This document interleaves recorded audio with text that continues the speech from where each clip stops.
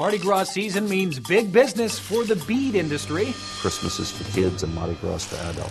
This is News on Main, your connection to small business. Hello, I'm Chris Cashman. Riding in Mardi Gras floats as a kid led New Orleans native Dan Kelly to become one of the largest bead suppliers in the country.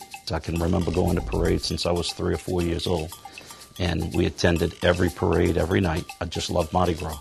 Dan is the president of the Crew of Endymion, a group that puts on one of the biggest Mardi Gras parades. In his early 40s, Dan decided to use his connection to Mardi Gras to form a wholesale business called Beads by the Dozen.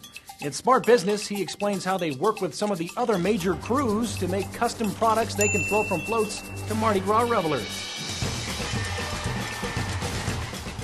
Each crew wants to show off what they think they're important for. And we do what we can to try to come up with unique ideas that would work for them. And we're not talking about a minuscule amount of beads here, folks. We figure that we bring in close to about 200 containers a year, which represents 8 million pounds of plastic.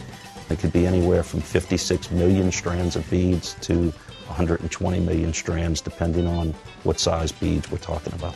Beads by the Dozen started out in a 5,000 square foot building in the early 90s. Today, the company occupies over 200,000 square feet.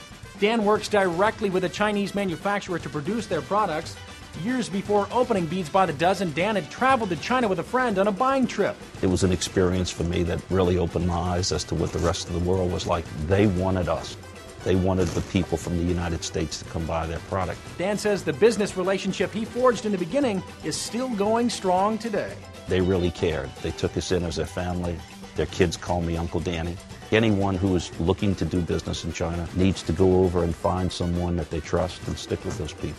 Don't think Mardi Gras ends in March for Beads by the Dozen. Dan reveals how the holiday is never ending for his bead business. Well, after Mardi Gras, there's St. Patrick's Day, which goes on for 2 weeks. Then you have Cinco de Mayo, Memorial Day, 4th of July, Labor Day.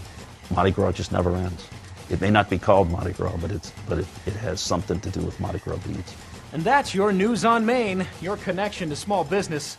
Thanks for watching. Here comes the float. Beads, beads!